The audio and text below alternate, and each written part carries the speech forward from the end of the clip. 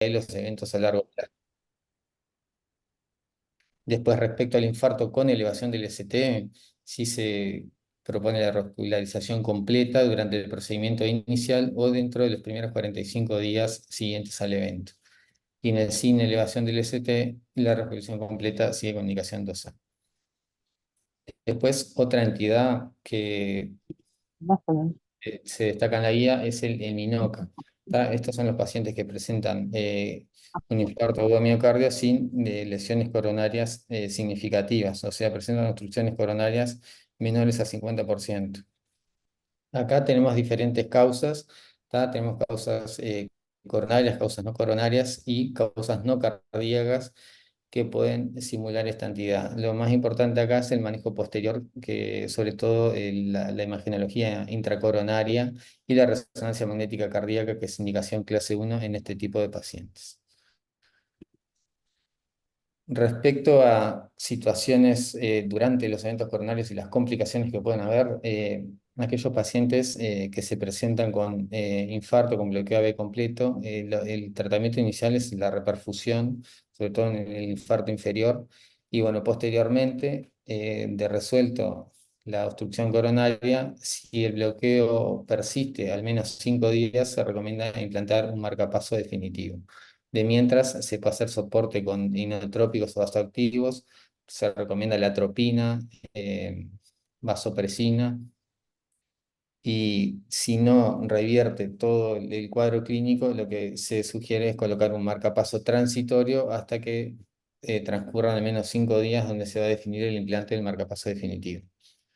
Eh, Después se recomienda el ecocardiograma con contraste o resonancia, sobre todo para aquellos pacientes con disfunción sistólica ventricular severa que se pretende detectar un trombo en el ventrículo izquierdo, y se aumenta el nivel de evidencia para el implante de un resincronizador o cardiofibrilador en pacientes con bloqueo de alto grado y insuficiencia cardíaca.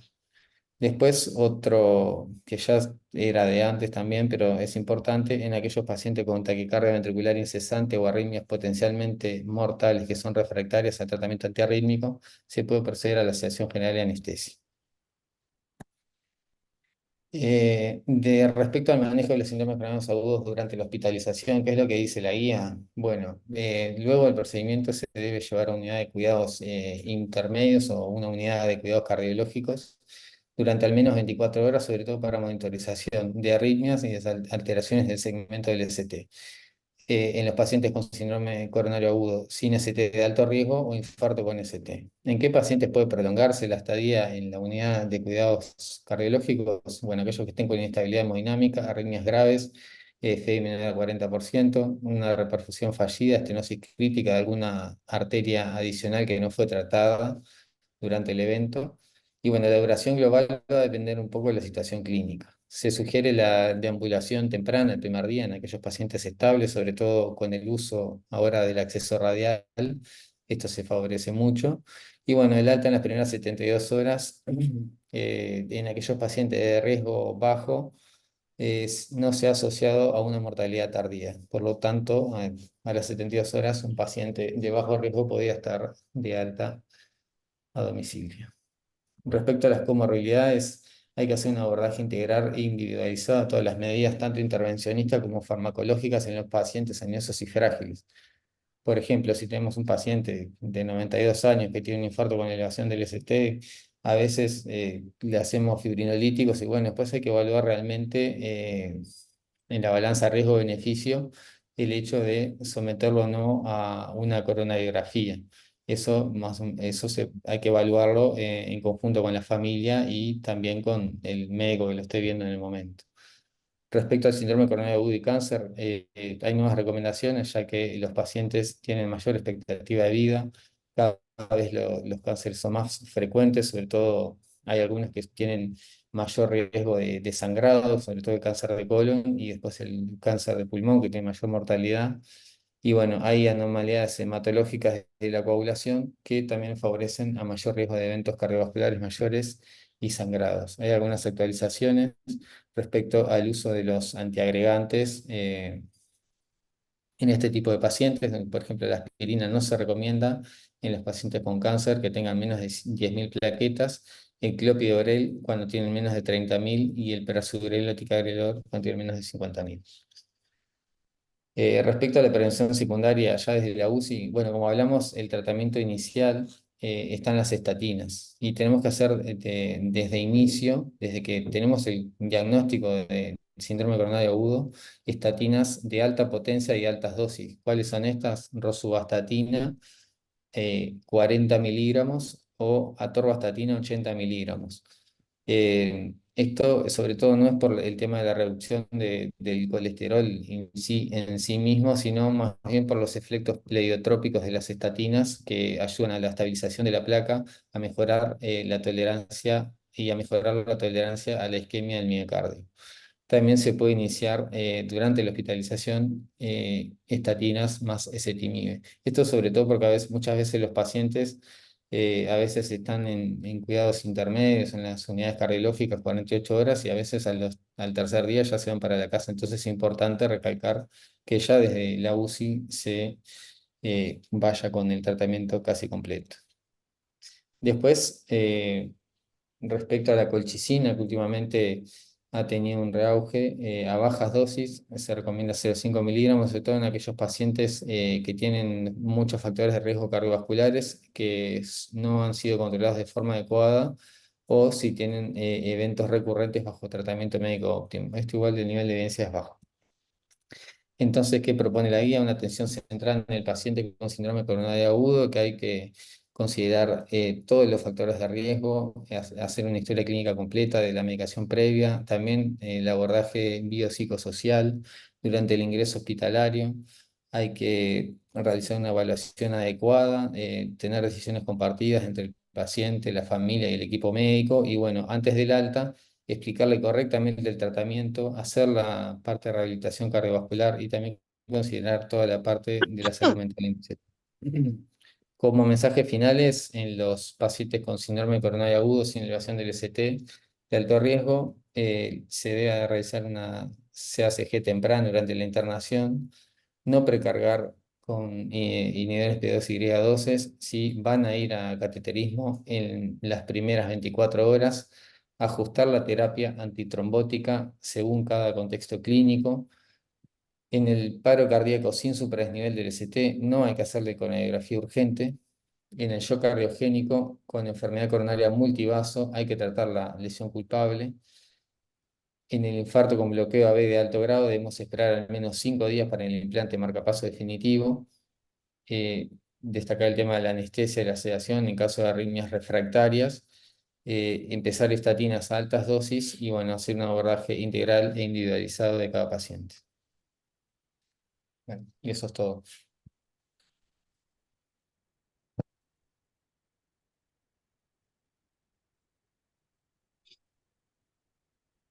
¿Me escuchan?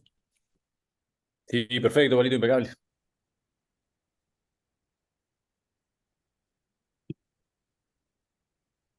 Gracias, Pablo. Sí, sí, perfecto, Pablo, muchísimas gracias. Lo que Pablo nos presentó es la guía de infarto sin supranivel del ST y nos muestra que tenemos un montón de estrategias a considerar terapéuticas y en el cual la antiagregación, la anticoagulación son importantes. Y después la definición de la indicación y oportunidad del intervencionismo coronario. Ahora, cuando nosotros hablamos de supradesnivel del ST, la manera como nos paramos ante el paciente es completamente distinta, porque ella es una estrategia, o sea, es algo ya conocido hace muchísimos años, que tenemos que reperfundir la arteria responsable del infarto lo antes posible, que eso significa salvar el miocardio, el tiempo es músculo, el tiempo es miocardio y el tiempo es vida. Y sabemos que la angioplasia primaria es superior a la fibrinolisis en términos de efectividad.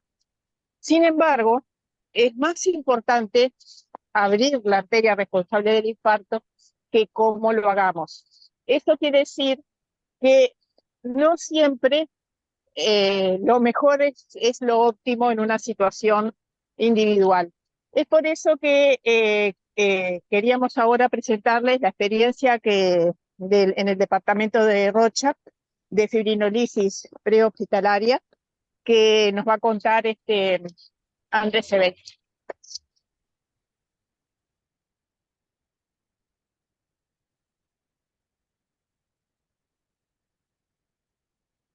Buenas, ¿cómo están? Buenas tardes. Estoy tratando de compartir pantalla. Eh, ¿Dónde está la presentación?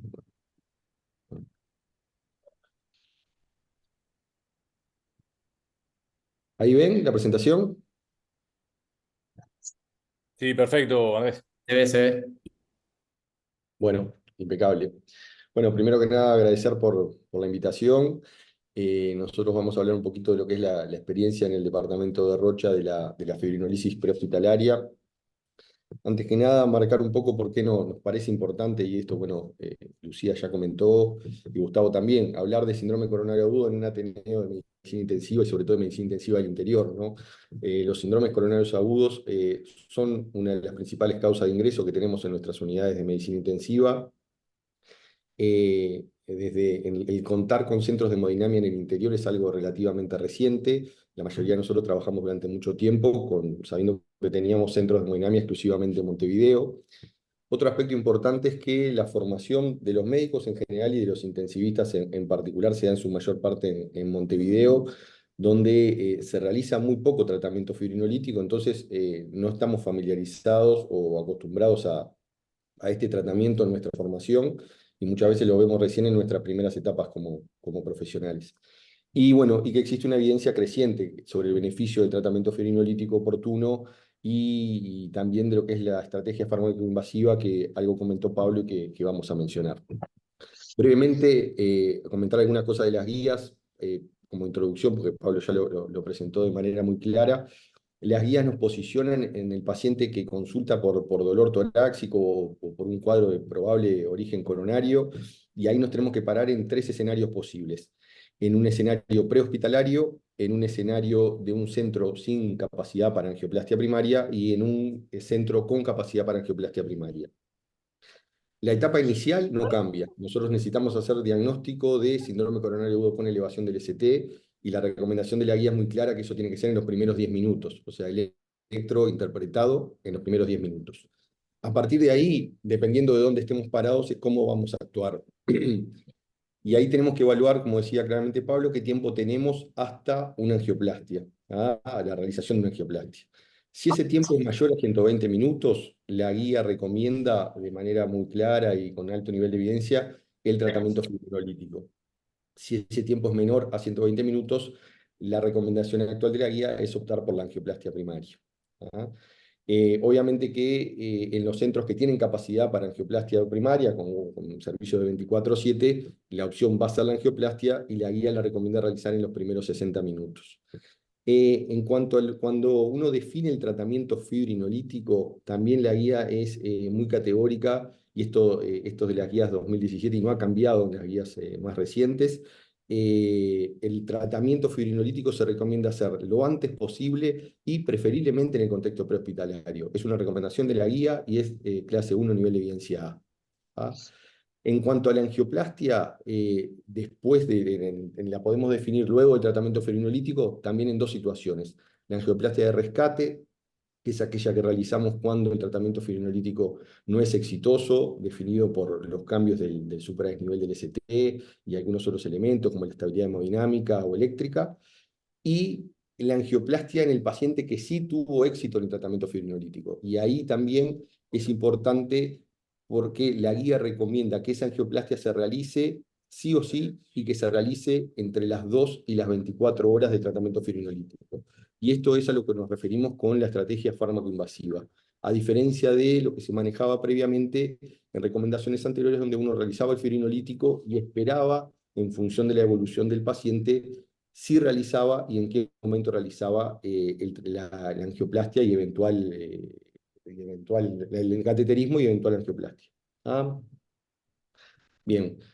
Quería comentar simplemente de estas guías de la sociedad canadiense que nos parecieron muy interesantes, porque estas guías hablan mucho de lo que es la regionalización del tratamiento del infarto. ¿Ah? Hablan de los distintos centros que pueden participar, centros con capacidad para angioplastia, centros sin capacidad para angioplastia. Hablan de la importancia del medio prehospitalario y de los servicios de emergencia prehospitalaria. Introducen el concepto de el electro en la ambulancia por paramédicos y su referencia para interpretación de manera remota, y hablan de sobre todo la retroalimentación y el control que tienen que tener todos estos actores en el análisis del proceso. Y otro aspecto que es importante es que estas guías son bastante críticas con ese tiempo de los 120 minutos que plantean las guías en cuanto a la elección por la angioplastia primaria. ¿Por qué? Porque lo que comentan es que en realidad esa definición surge de trabajos donde se comparaba angioplastia primaria con tratamiento fibrinolítico exclusivo y no con estrategia fármacoinvasiva. Si nosotros tomáramos el tratamiento fibrinolítico siempre asociado a la estrategia fármacoinvasiva, las guías nos hablan de que en realidad el beneficio de la angioplastia primaria estaría solo hasta los 90 minutos y no hasta los 120. Las guías también remarcan en cuanto a tiempos, cuando el paciente consulta en un centro sin posibilidad de angioplastia y se decide su derivación a angioplastia primaria, que el tiempo entre que ingresa y sale de ese centro no puede ser mayor a 30 minutos. ¿Ah? Que cuando nosotros definimos hacer tratamiento fibrinolítico, el tiempo entre el primer contacto médico y la realización del fibrinolítico tiene que ser menor a 30 minutos. Y también hablan de la estrategia fármacoinvasiva y que del paciente que se realiza fibrinolíticos en el que no tiene criterios de reperfusión, vamos a angioplastia de rescate de manera inmediata, y en el que tiene criterios de reperfusión, realizaremos la angioplastia de manera coordinada en las siguientes 2 a 24 horas. Y finalmente, como última evidencia para revisar, traíamos este trabajo que en realidad compara, es un trabajo francés que compara 3 grupos de pacientes tratados con infarto con ST, un grupo de pacientes que se hizo angioplastia de manera en tiempo correcto, adecuado, dos pacientes donde se hicieron angioplastia de forma tardía y pacientes que se realizaron fibrinolíticos y estrategia fármacoinvasiva. Destaca del trabajo que ellos tienen un número elevado de angioplastias tardías, o sea, angioplastias primarias hechas por encima de los 120 minutos, que llega casi a un 30%. Y en los resultados del trabajo que ellos tomaron sobre vida y después infarto y presencia de stroke, vemos que los grupos que tuvieron, que se trataron con angioplastia oportuna o estrategia fármacoinvasiva, no mostraron diferencias significativas en cuanto a los principales resultados. Y sí tuvieron ambos grupos diferencias significativas sobre aquellos pacientes donde se realizó la angioplastia en forma tardía, o sea, mayor de 120 minutos. La idea de comentar este trabajo es que nos interpela un poco en cuanto a cuando nosotros definimos la angioplastia, si realmente se va a hacer en esos primeros 120 minutos y si realmente nosotros le estamos dando la mejor opción de acuerdo a la evidencia a nuestros pacientes. Y bueno, y pasando un poco a lo que es la experiencia local en el departamento de Rocha, acá el tratamiento con fibrinolíticos prehospitalarios surge un poco antes del 2010, en base a impulsos de trabajos de la Sociedad de Cardiología y miembros de la Sociedad de Cardiología de acá del departamento. Y bueno, y nosotros lo que hacemos y que venimos haciendo ya desde hace varios años, esto es un poco el esquema de cómo es la distribución geográfica del departamento de Rocha. Nosotros estamos en la ciudad de Rocha, donde está el centro, el sanatorio, el centro de tercer nivel, y después tenemos varias filiales en distintas localidades del departamento, con distancias que van desde los 30 kilómetros a los 120 kilómetros. Y lo que es importante es que este es un departamento muy descentralizado y un porcentaje mayor a la mitad de nuestros afiliados están en esas localidades y en esas otras ciudades y no tan concentrados en la capital. Nosotros analizamos, o los colegas que empezaron con esto analizaron inicialmente, bueno, las distancias que teníamos desde esas filiales hacia la capital y obviamente que la distancia que teníamos inicialmente para acceder a una angioplastia, que en ese momento era en Montevideo, o sea, 210 kilómetros más, y eso, bueno, cambió hace unos años con la aparición del centro de hemodinamia en el departamento de Maldonado, que eso nos acercó mucho la hemodinamia a Rocha. En ese momento, cuando se comenzó a hacer trabajos, se comenzó a hacer tratamiento fibrinolítico prehospitalario, que el sistema es, el paciente consultaba en cualquiera de esas sedes secundarias y el médico lo veía, diagnosticaba el infarto, lo diagnosticaba él, o bueno, o con colaboración de algún colega de manera telefónica o de otro medio remoto, y realizaba tratamiento fibrinolítico y trasladábamos el paciente hacia la ciudad de Rocha. En la primera publicación de los doctores Cardoso y Arambillete, ya se veían los resultados que mostraba esta estrategia, donde ellos presentaron un trabajo en el 2010 con 55 pacientes y mostraron que en el 78% pudieron llegar a un tiempo de primer contacto significativo, dado que al día de hoy siguen siendo los tiempos que las guías recomiendan, y con un número elevado de pacientes con criterios de reperfusión, aproximadamente el 90%. Esto determinó que el departamento de Rocha mantuviera una utilización de este recurso de manera importante, y vemos, por ejemplo, en estos datos que del Fondo Nacional de Recursos, de las autorizaciones de prestaciones de tratamiento farmacológico, donde en realidad tenemos una tasa de uso a nivel nacional bastante baja, de 1 cada 10.000 habitantes, a predominio exclusivamente del interior. En Montevideo no hay prácticamente utilización de tratamiento fibrinolítico en el infarto. Vemos que Rocha tenía una tasa elevada de 7,9 si lo comparamos con otros departamentos, e inclusive si lo comparamos con departamentos donde los centros de hemodinamia son más distantes, o sea que en realidad la necesidad o el beneficio quizás de utilizar el tratamiento fibrinolítico fuera más claro aún. Eso ha ido cambiando, inclusive si vemos los mismos datos, pero del 2022, la tasa de uso del fibrinolítico ha aumentado a 1,2 despensas del interior exclusivamente, pero vemos cómo ha aumentado en varios departamentos, llegando a cifras más altas, y sí obviamente mantiene cifras bajas en aquellos departamentos donde se fueron, y en esas regiones donde se fueron localizando los centros de hemodinamia.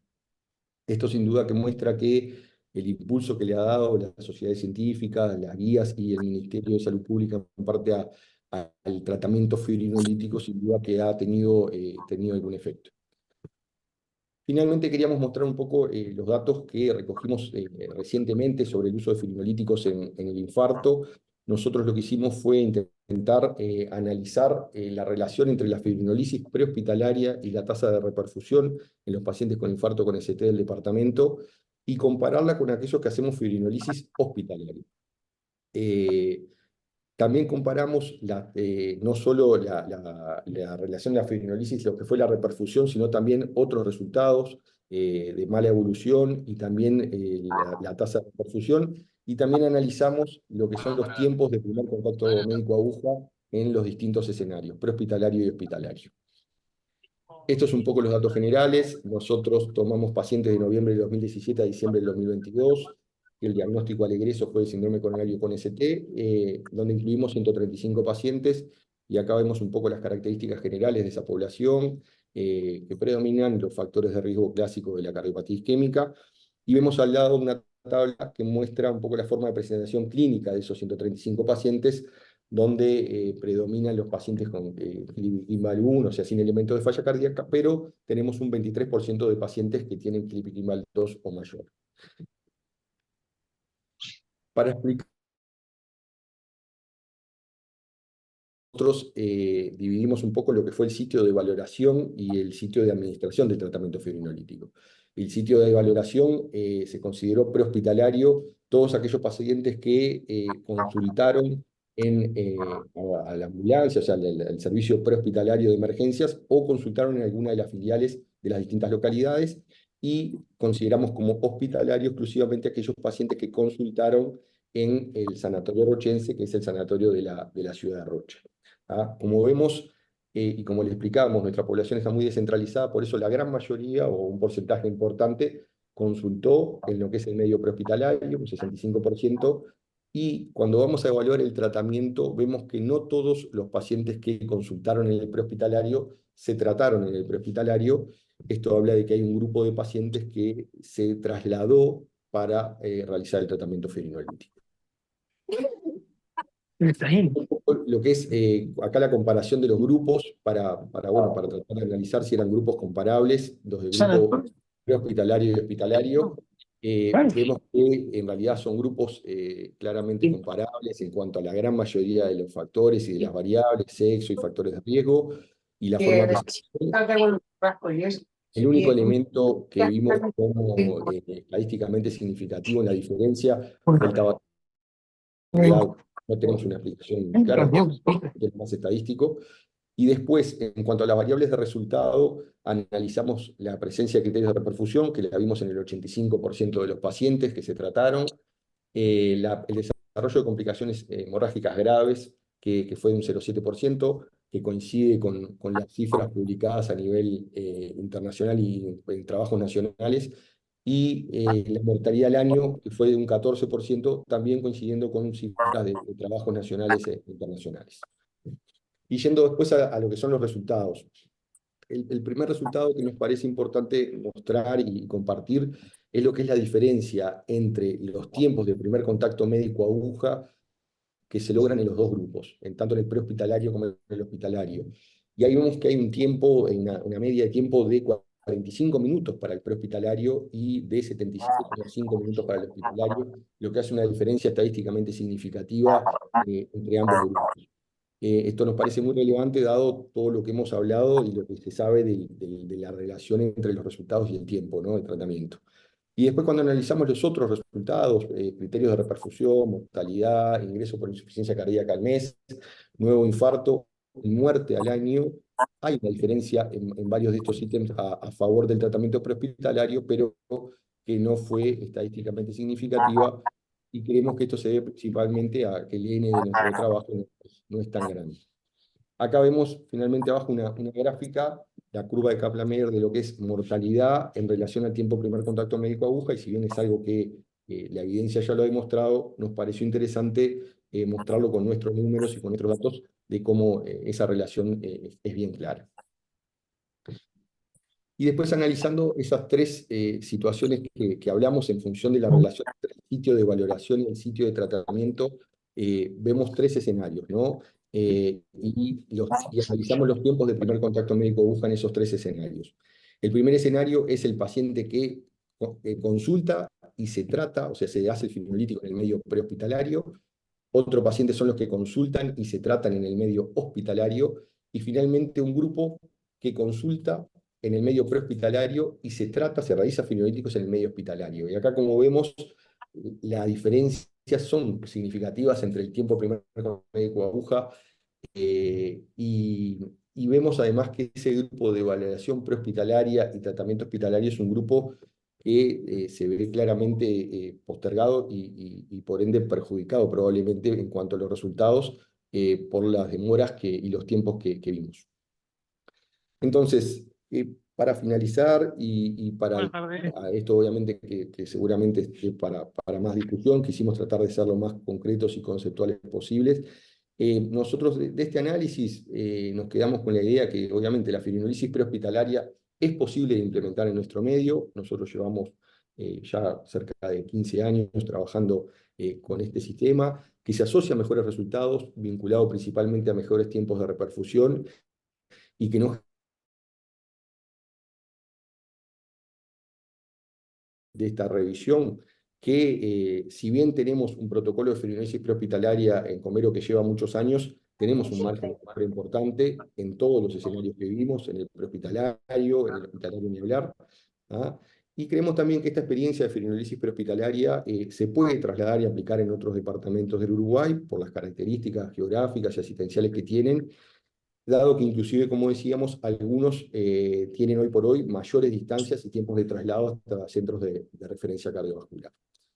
Y bueno, creo que hasta ahí vamos nosotros, así que bueno, muchas gracias. Bueno, igual creo que esta alta debería ser más temprano, doctor, no tan tarde en la noche, ¿no? Muchas gracias. Bueno,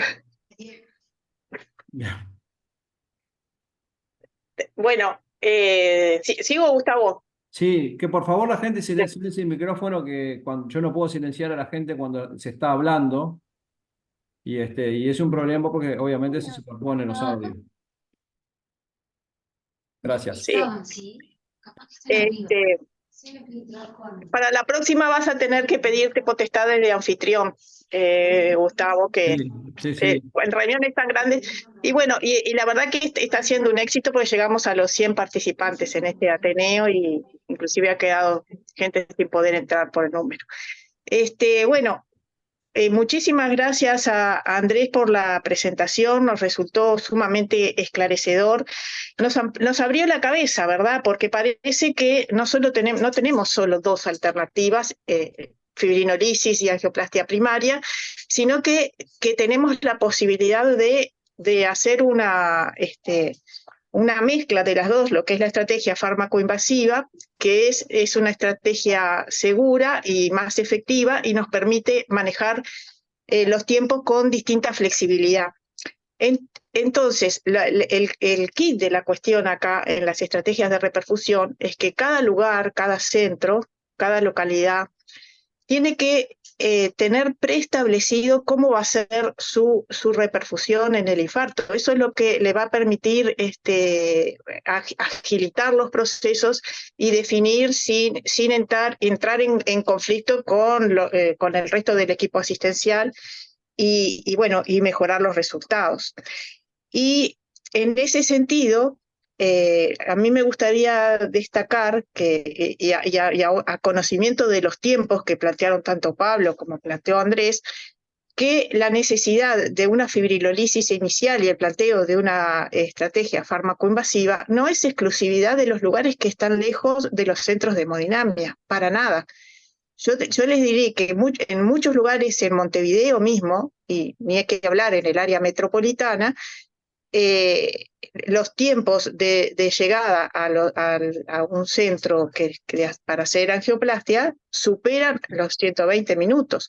Entonces ese paciente justifica plenamente la fibrinolisis y posterior traslado.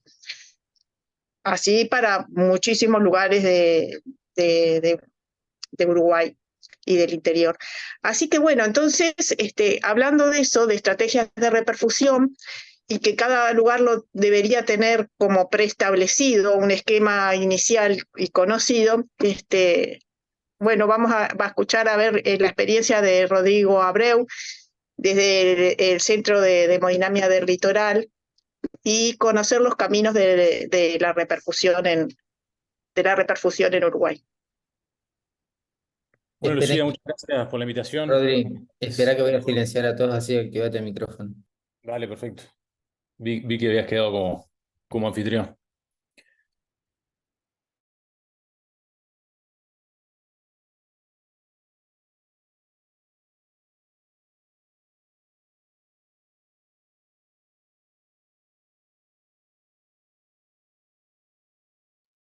Bien, ahora sí me escuchan. No, decía que bueno, algunas de las cosas que voy a mostrar, Andrés ya las mencionó de forma muy clara, o sea que no me voy a detener en eso, voy a pasar un poco por alto, pero bueno, voy a hacer hincapié en algunos puntos que me parecía importante destacar. Un segundito, ahora sí. Bueno, esto era un tema justamente de definir primero qué era cada cosa. Creo que ya fue hablado y se entendió muy bien que es una angioplastia primaria, que es una angioplastia de rescate y que es una estrategia fármaco-invasiva. Esto ya lo hablamos y quedó muy claro. Y bueno, como introducción decir que, bueno, que esta patología, la cardiopatía isquémica, tiene una alta frecuencia y una alta mortalidad. Mucho ya se dijo. Tan alta la mortalidad que en el año 2016 fue la principal causa de muerte en países de ingresos medianos, como se ve en la gráfica. Y como decía Lucía hoy al principio, debido a esto, cualquier acción que tomemos que reduzca la mortalidad del infarto con ST va a lograr disminuir la mortalidad global de los países. Entonces, no estamos hablando de nada menor. Esta mortalidad, a medida que pasaron los años, ha ido mejorando. La mortalidad del infarto con ST a medida que se fueron introduciendo mejoras en la atención. Cuando apareció la streptoquinasa, cuando aparecieron los fibrinolíticos fibrinoespecíficos y cuando apareció la angioplastia, y sobre todo en la angioplastia con stent, la mortalidad se logró una cierta mejoría. Y me detengo en la angioplastia y la angioplastia con stent porque justamente las recomendaciones de las guías es un poco lo que hablaba Andrés y se comentó anteriormente también, es fomentar esa formación de redes regionales para la atención del infarto, intentando acercar el mejor tratamiento, que es la angioplastia primaria, al mayor número de pacientes posible. no, hay múltiples estudios que demuestran, no, tampoco es necesario ahondar mucho en esto, que la angioplastia supera el tratamiento fibrinolítico en cuanto a la efectividad, en cuanto a la mortalidad y el riesgo de reinfarto. Pero el tema es que esa angioplastia primaria, lo que decíamos, tiene que estar hecha en tiempo y forma, tiene que lograrse hacer en menos de 120 minutos, y como decía Andrés también, ahora vamos a ver que no es tan así lo de los 120 minutos. Y cuando no llegamos a esos 120 minutos, entonces ahí está recomendado hacer los fibrinolíticos en las primeras 12 horas. 12 horas. Acá lo que quería recalcar es que son 12 horas, no son ni 3 horas, ni 6, son 12. Digo porque no es una llamada muy extraña al teléfono de hemodinamia que nos digan no le voy a hacer fibrinolíticos porque tiene 4 horas de infarto. La reperfusión con fibrinolíticos depende del tiempo de la llegada a hemodinamia, pero debe hacerse en las primeras 12 horas. Me pareció importante hacer esa puntualización. Este es el esquema de la guía, que básicamente repite un poco lo mismo, pero quería recalcar, que también lo decía Andrés, primero que el tiempo a los fibrinolíticos desde el contacto médico es de 10 minutos. Es muy difícil lograr en 10 minutos hacer los fibrinolíticos. Es un tiempo muy exigente. Y lo otro que quería recalcar es que inmediatamente a los fibrinolíticos el traslado a un centro con capacidad para hacer angioplastia por los beneficios que explicaba el doctor Sebey. Estas son las recomendaciones que dicen exactamente eso, que todos los pacientes deberían ser trasladados inmediatamente posterior a la fibrinolisis para una angioplastia de rescate si la angioplastia es fallida, o para una angioplastia, una estrategia farmacoinvasiva sería si la fibrinolisis es exitosa. Esto es un detalle que lo dejé en inglés acá, la recomendación, porque la guía traducida en español está mal traducida y dice que se recomienda luego de una fibrinolisis fallida. Es un detalle, pero al leerlo me rechinó. Entonces, bueno, algo de evidencia al respecto. Este trabajo lo que hacía era la estrategia que se utilizaba anteriormente. En la curva en rojo se hacía solamente el tratamiento con fibrinolíticos y se enviaba a cateterismo, a hemodinamia, en función del riesgo del paciente. Léase angor postinfarto, mala función sistólica, insuficiencia cardíaca. Y en la curva de abajo, con menor mortalidad estadísticamente significativa, se los mandaba de rutina después de los fibrinolíticos. Entonces, es uno de los trabajos que fundamenta la recomendación de enviar en forma sistemática. Y este trabajo, muy conocido también, el STREAM, fundamenta lo que explicaba el doctor Sebey hoy, que si uno no tiene posibilidad, no voy a tener el detalle del trabajo, pero que si uno no tiene posibilidad de hacer la angioplastia primaria en tiempo y forma, hacer una estrategia fármaco-invasiva, ¿sí? Fibrinolíticos y envío sistemático a un centro con capacidad de hemodinamia es igual de efectivo, no es menos efectivo que hacer la angioplastia primaria. Es lo mismo hacer esa estrategia o la otra. Eso es una ventaja muy importante para centros que obviamente no tienen la posibilidad de tener acceso tan rápido a una angioplastia. Entonces, esto resume un poco lo que venimos hablando. Si tenemos un infarto a más de 120 minutos de una angioplastia primaria, hay que hacer los fibrinolíticos y hay que trasladar al paciente, porque acá pueden pasar dos cosas. Que los fibrinolíticos funcionen, entonces en el mejor de los casos llega al paciente, entre las 2 y las 24 horas se hace el procedimiento y está todo bien, pero ¿qué pasa si la fibrinolisis falla? Lo que no debe pasar es que nos quedemos esperando a ver qué pasó con el fibrinolítico, porque esos 90 minutos que uno espera a ver el resultado, bajó el ST, no bajó el ST, se le fue el dolor, no se le fue el dolor, si falla el fibrinolítico ya los perdimos y el paciente tiene 90 minutos menos o más para llegar al procedimiento de angioplastia. Y lo otro importante, que casi en el 50%, 40 y pico por ciento alto, 47% si no recuerdo mal, de los pacientes en los que uno considera que la fibrinolisis fue exitosa por criterios clínicos y electrocardiográficos, en realidad, cuando se hace el procedimiento, tienen flujo TIMI-1 o TIMI-2. O sea que casi en la mitad de los casos le vamos a errar. Entonces, todo eso fundamenta que se hace el fibrinolítico y ya se está mandando al paciente para evitar un daño mayor. Esto es lo que decía Andrés hoy, lo de los 120 minutos, que es discutible. Este trabajo lo que muestra es que la angioplastia supera a los fibrinolíticos hasta que el tiempo pasa por encima de los 114 minutos. Pero en realidad, si uno se pone a hilar más fino, va a depender de muchas otras cosas. Este gráfico lo que muestra es que infartos de cara anterior en pacientes muy jóvenes, el beneficio de esperar, el beneficio de la angioplastia se pierde a los 40 minutos. Y también depende no solo de la cara infartada, de la edad del paciente, sino del retraso que el propio paciente tuvo al momento de la consulta. Entonces, lo que decíamos hoy no es tan exacto lo de los 120 minutos, y sobre todo en infartos de cara anterior en pacientes jóvenes, el beneficio se pierde rápidamente y no estaría mal hacer fibrinolíticos incluso antes. Este resumen, bueno, dice más o menos lo que venimos diciendo, no me voy a detener. Y bueno, quería entrar un poquito en un tema algo diferente. Este es el mapa de Uruguay y cómo estaba el escenario de la reperfusión en el año 2013, con 6 centros de hemodinamia en Montevideo, sin centros en el interior. En el interior en ese momento hasta un 40% de los infartos no eran reperfundidos.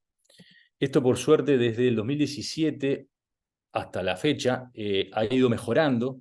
Sí, apareció el centro de Salto y después se sumaron Maldonado, Tacuarembó, Durazno. Entonces tenemos mayor acceso a centros con capacidad para realizar procedimientos intervencionistas, pero si bien eso es real, lo que decíamos hoy, la angioplastia primaria no va a resolver el problema en la mayor parte del país, o sea que tenemos que seguir haciendo fibrinolíticos. Incluso, lo que decía Andrés, nosotros en Salto también hemos pensado e incluso hemos llevado fibrinolíticos a algunas filiales un poco más alejadas porque nos llegan en tiempo al centro. Y eso seguramente lo decía Lucía también, hay que en cada departamento, en cada mutualista, habrá que definir qué filiales llegan en tiempo y quiénes no, y ahora les voy a mostrar un poco que algún relevamiento al respecto ya hemos hecho. Estos son datos del servicio, desde el inicio hasta la fecha, 802, hasta el febrero, 800 infartos más o menos con ST.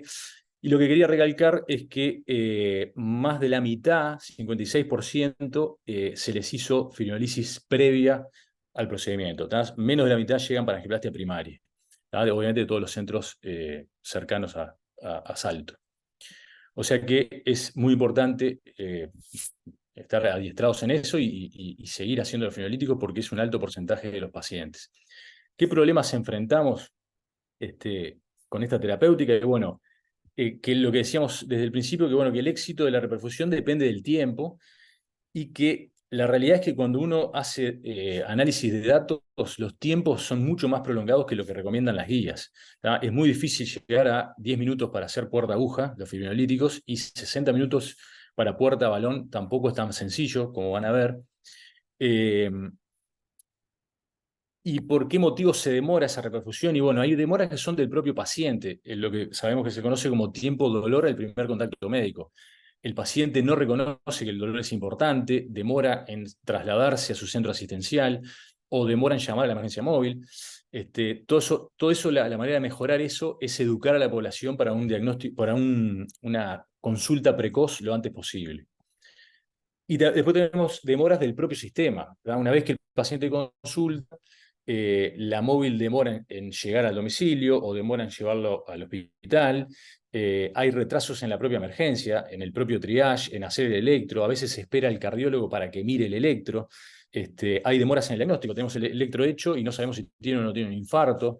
Y después que tenemos el diagnóstico pronto, tampoco tenemos claro o es lenta la activación del sistema de reperfusión, lo puse entre comillas a propósito, sea fibrinolíticos o sea angioplastia. El sistema que sea tiene que ser ágil, todo el mundo tiene que saber cómo actuar y tiene que ser gatillado lo antes posible. Estos son datos de países de la región, para que vean que el problema no es solo de acá. En Perú, este trabajo del año 2023, el tiempo puerta-aguja, 60 minutos. El tiempo puerta-balón no estaba tan mal, 70 minutos. Este es un trabajo de México, año 2020. Dolor, primer contacto médico, 360 minutos. Es altísimo ese tiempo para la consulta. Incluso el primer contacto médico aguja también es alto, 70 minutos. Chile, mismos problemas, 205 minutos para el primer contacto médico y Puerta Balón 108 minutos. O sea que es un problema que pasa en todos lados. Acá tenemos datos de Europa. ¿Tá? La media en Europa es de 52 minutos para hacer los fibrinolíticos. En Uruguay en el 2019 estábamos en 80 minutos de media. ¿Sí? Y estos son datos de los pacientes remitidos al servicio nuestro. En la región, 66 minutos fue la media para hacer los fibrinolíticos, que está muy lejos de los 10 minutos que se recomienda. Estos son tiempos de países europeos para la angioplastia, o sea, de primaria, primer contacto, dolor, primer contacto médico y primer contacto médico balón. ¿Tá? Y acá les anexamos los datos del servicio, donde tenemos, bueno, antes tengo los datos de Uruguay en el 2019, 158 minutos para el primer contacto médico balón, ¿sí? Y en salto, en forma global, 114 minutos, y con hemodinamia, o sea, en el servicio, contamos con hemodinamia, 98 minutos. Ahí hay un tema de que el servicio no está en el mismo lugar pero bueno, eso esa parte. Lo otro importante es que estamos arriba de las 2 horas para que el dolor primer contacto médico ocurra. O sea, el paciente demora al menos 2 horas en consultar, lo cual perfectamente se podría mejorar. Entonces, bueno, esto es una iniciativa, se llama Stent Save a Life, que propone algunas herramientas para mejorar y agilizar esos tiempos.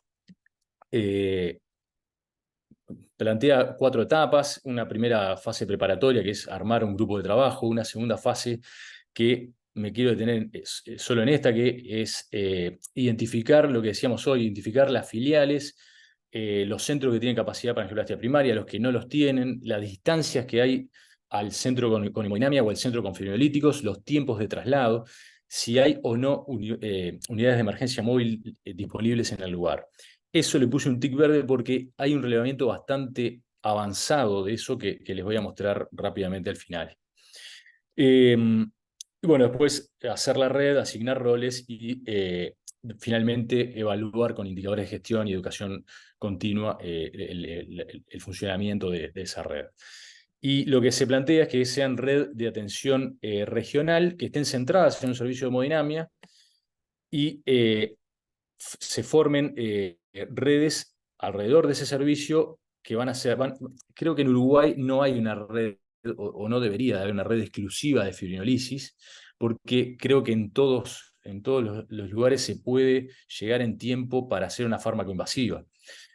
Sí debería haber una importante red y fomentarla, una red de reperfusión fármaco-invasiva, y por último, un círculo más pequeño de reperfusión mediante angioplastia primaria. Entonces, ¿qué estrategias tenemos para eso? Llevar rápidamente el paciente a la terapéutica, o sea, a la angioplastia primaria, llevar la terapéutica al paciente, los fibrinolíticos, lo que planteaba el doctor Sebey, mejorar los procedimientos y mejorar los procesos. ¿Tá? Denme un segundo porque dejé a la familia afuera, dame un segundito.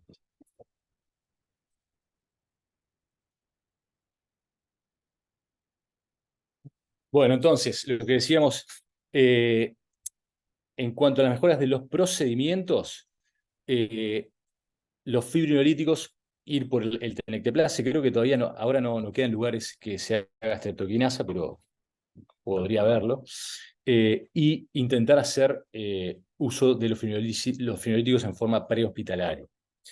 En cuanto a la angioplastia, innovar con las técnicas más avanzadas, bueno, optimizar los tiempos, por supuesto. En el prehospitalario un poco ya se habló, activar rápidamente el sistema de hemodinamia, o sea, la reperfusión, por el método que sea, pero poner rápidamente en contacto al equipo de hemodinamia para que sepan que el paciente va a llegar. Y en el hospitalario, como vamos a ver, saltearse la emergencia, que como sabemos es un paso que lleva mucho tiempo. La sala de emergencia habitualmente no es como se los plantean las películas, sino que es un relajo lleno de gente, múltiples consultas. Entonces, evitar la emergencia cuando estamos con un paciente con infarto con ST es fundamental. De hecho, esto está demostrado que mejora los resultados. En verde están las curvas que evitan la emergencia y en naranja las que ingresaron. Y bueno, como les decía, algo hemos avanzado en cuanto a esa segunda fase de relevamiento de los distintos centros. Eso es una presentación de Prezi que está colgada en la página web de nuestro servicio, que lo que nos permite es entrar a cada regional de FEPREMI, elegir la mutualista, y les voy a mostrar un ejemplo de Salto nada más, pero lo que tiene cada mutualista, y me pueden ayudar a mejorarlo si ven algún error, porque esto está hecho ya hace un par de años. Tiene cada filial, Constitución Belén para Salto, ¿no? Constitución Belén, Termas de Arapey, La Valleja, Valentín, y la ciudad de Salto propiamente dicho, y con qué cuenta cada filial. Por ejemplo, en este caso, nosotros tuvimos y estamos intentando que siga habiendo fibrinolíticos, puerta con fibrinolíticos en Valentín, porque los tiempos, si bien estos son los tiempos que maneja el Google Maps, son bastante más elevados que estos. Entonces, y tiene una influencia de población bastante grande. Entonces, planteamos que deberíamos de tener fibrinolíticos ahí. Y bueno, como esto, pueden entrar a cualquiera de las filiales y hay un relevamiento que probablemente no esté actualizado. Y lo otro son los referentes en cada lugar. Y bueno, para finalizar, como conclusiones, los retrasos en la repercusión del infarto, como vimos, aumentan la mortalidad. Es fundamental favorecer esa mejora constante en los tiempos y tenemos que tener claro que tenemos dos estrategias que son efectivas y probablemente igual de efectivas si se hacen en tiempo y forma, que son los fibrinolíticos y la angioplastia primaria, fibrinolíticos en esa modalidad de estrategia fármaco-invasiva. Lo otro importante es que hay que registrar, y esos registros hay que evaluarlos y ver los tiempos, ver si se mejoró, si no se mejoró, y si no se mejoró, qué hacemos para mejorarlo. Y por último, fomentar lo que decíamos, esas redes de atención regionales que tengan como centro de referencia el servicio de hemodinamia que esté más cercano. Era eso. Muchas gracias. Y creo que la familia entró. Entró, la vimos entrar. ¿La vieron Sí, pasar? sí, sí, sí. Bueno, excelente, la verdad que buenísimo, Rodrigo. Eh, bueno, creo que hemos tenido una visión bien amplia y profunda de lo que es el tratamiento del infarto en los distintos escenarios y en los distintos lugares. Tenemos reconocimiento de las estrategias terapéuticas que tenemos y los tiempos para su implementación. Hay un trabajo local, sin duda, para hacer en cada lugar. Y bueno, nos quedan unos minutos y para intercambiar. No sé, Gustavo, si te gustaría plantear algo específico.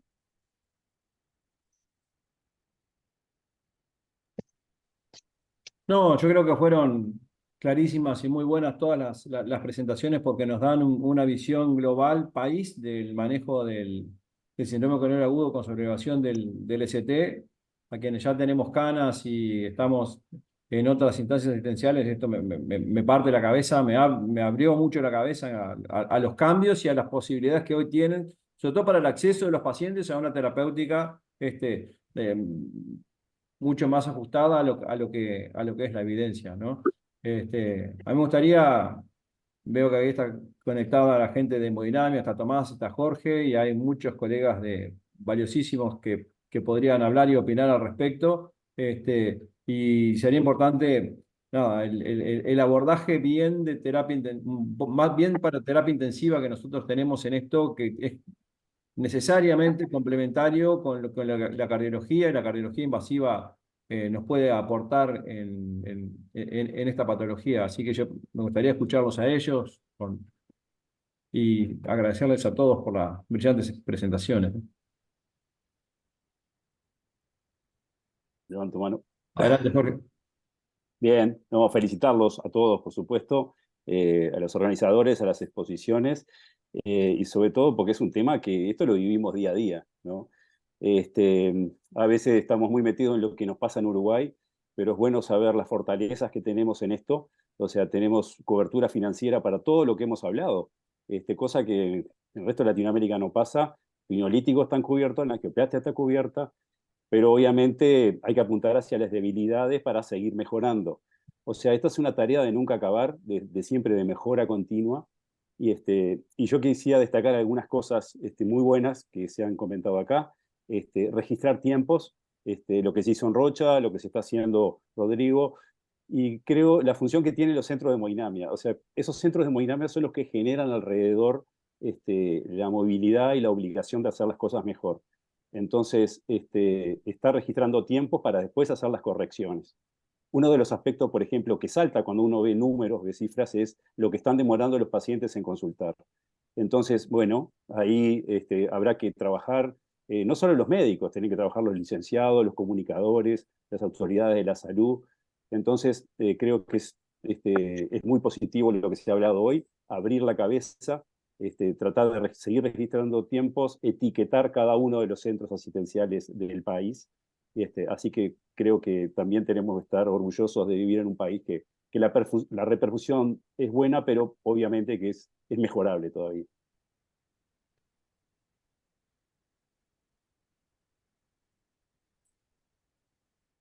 Muchas gracias, Jorge. ¿Alguien más que quiera preguntar o comentar algo?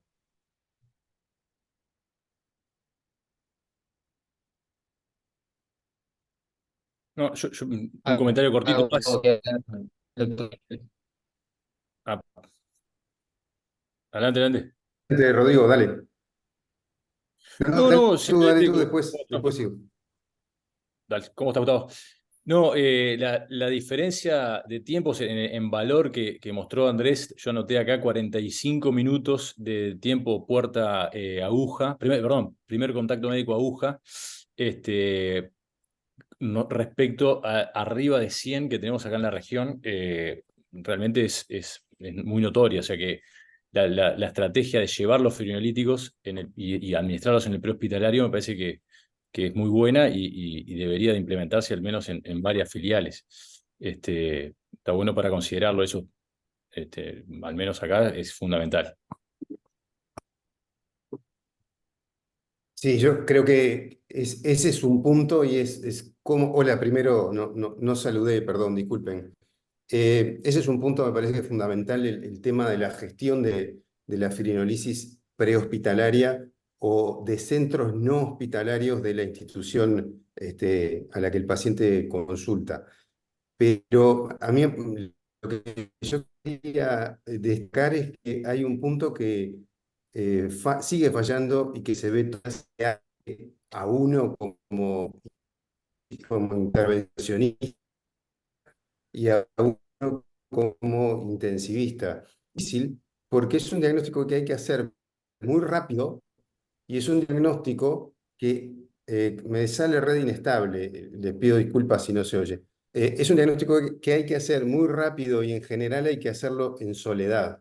Y eso es difícil. Y por si fuera poco, no todas las situaciones sin ST no obedecen a obstrucción de vaso coronario epicárdico grueso que merece reperfusión. Ejemplo, infarto por oclusión de circunfleja. Suelen venir como situaciones sin ST que en realidad tienen arteria ocluida y hubieran requerido tratamiento de reperfusión como síndrome con ST. Entonces, creo que otro beneficio del fenómeno red de reperfusión o de la entidad red de reperfusión es el apoyo diagnóstico. Entonces, cuando no estoy seguro o cuando me surgen dudas de si estoy frente a un síndrome con ST o sin ST, creo que una buena cosa es tener en quién apoyarse y a quién preguntar. Entonces, una parte fundamental de la red de repercusión creo que es el apoyo diagnóstico al colega que está asistiendo en primera línea al paciente. Y que eso, además, conlleva seguramente una activación mucho más rápida del sistema de reperfusión. Porque si ya en el momento del diagnóstico el grupo que podría contribuir a la reperfusión está alerta y avisado, seguramente la elección de la estrategia de reperfusión para el caso concreto va a ser probablemente más precisa. Hace un mes más o menos nos tocó una situación de un infarto con bloqueo de rama izquierda y realmente generó un ida y vuelta de mensajes, consultas y llamadas que terminaron en una angioplastia primaria porque la arteria estaba tapada. Pero creo que es un diagnóstico que parece muy sencillo, pero después de todos estos años que me ha tocado vivir, lo encuentro uno de los diagnósticos más difíciles, uno de los diagnósticos con más fallas y uno de los diagnósticos con más consecuencia deleteria en la falla, porque todos sabemos que viene después, riesgo vital, insuficiencia cardíaca, requerimiento de medicación, nuevas internaciones, es tremenda la consecuencia.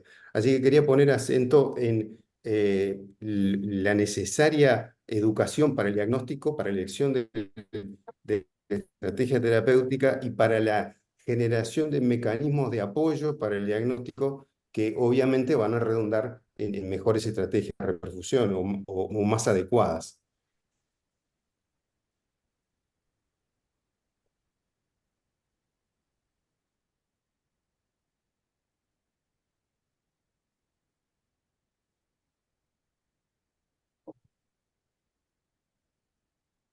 Gracias, Gustavo.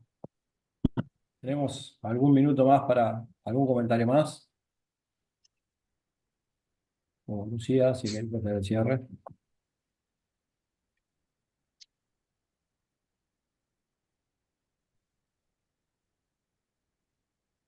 No. Sí, creo que hemos conversado lo suficiente y la verdad que quedaron las cosas clarísimos. Nada, me parece que nada más agradecerles a todos por las intervenciones y a todos los participantes que estuvieron escuchando y un poco volver a lo que había dicho al principio, que si bien este es un tema de cardiología crítica y que corresponde a los médicos de intensivistas tener una profunda y completa formación en este tema, el sistema tiene que permitir que los pacientes con infarto con supradesnivel del ST se resuelvan antes de ingresar al CTI. Y eso es responsabilidad de cada uno de los lugares, o sea que generar la manera para que la repercusión sea primero y no que eso signifique un retardo en los tiempos. No sé si entienden lo que quiero decir. Y en definitiva, después de ser reperfundido con la estrategia que se haya optado, si el paciente sigue siendo un paciente grave, que tiene amenazados sus sistemas fisiológicos mayores y que necesita estar en un área monitorizada, pero en realidad son la minoría los que van a necesitar ingresar a un área de cuidados intensivos para tener asistencia respiratoria mecánica, eventual balón de contrapulsación y otras medidas otras mayores, o necesidad de marcapaso transitorio, en fin, otras cosas. Entonces, nada, eso, facilitar al grupo, al equipo de médicos intensivistas de cada lugar del interior a integrarse de una manera hiperfuncional a lo que es todo a la red de reperfusión de cada lugar. No, un poco va de la mano de lo que decía Gustavo Viñolo, que bueno, que en muchos lugares la decisión es de poca gente, o sea, hay uno o dos colegas y a veces que el intensivista le dé una mano al que está en puerta, también está bueno, es un infarto, no es un infarto, ¿qué te parece? Y lo resolvemos juntos, también está bueno. Y el teléfono de las guardias de hemodinamia está siempre a la orden para cualquier consulta de electrocardiográfica que tengan también.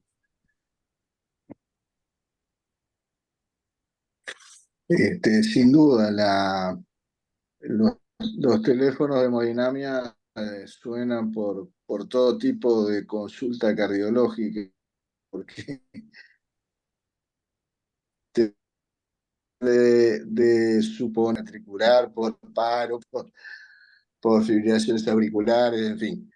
Es decir, que sí, hemodinamia genera toda una movida, como dijo Jorge, a su alrededor, y esa experiencia obviamente que la hemos tenido en Montevideo, en Salto y obviamente Maldonado y ahora en Durán.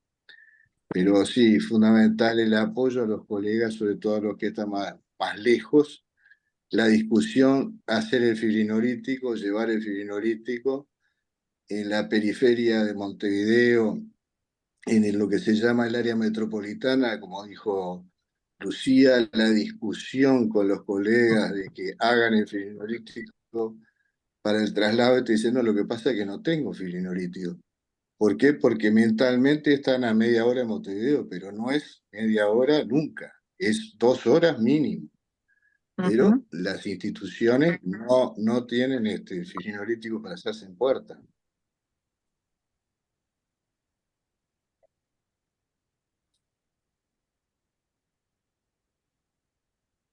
Bueno, gracias, Gustavo, entonces. Arriba, espero que haya sido útil la actividad. Me parece que fue muy enriquecedor para todos y sobre todo porque plantea un montón de instancias prácticas, como aquí esbozaron, para mejorar esto, ¿no? Extrapolar la experiencia de Rocha, optimizar tiempo, que cada centro tenga sus tiempos calculados y su estrategia ya planificada. En fin, creo que estuvo muy bueno. Muchas gracias, Lucía, por la coordinación de esta actividad. Creo que sos la persona más autorizada para hacerlo sin duda y Si bueno, vos lo decís, desarrollando En la clase de mi amigo el pelado. estas instancias. Y antes que empiece a hablar todo el mundo, les damos las buenas tardes y las gracias nuevamente. Gracias por la invitación. Bueno, Arriba. excelente. chao. Gracias, Bueno, pasen muchas bien. gracias. Chao.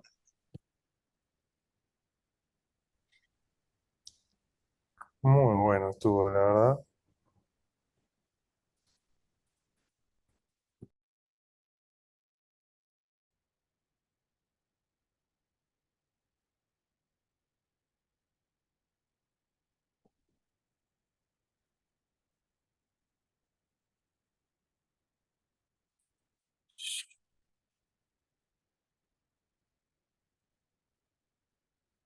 Entonces,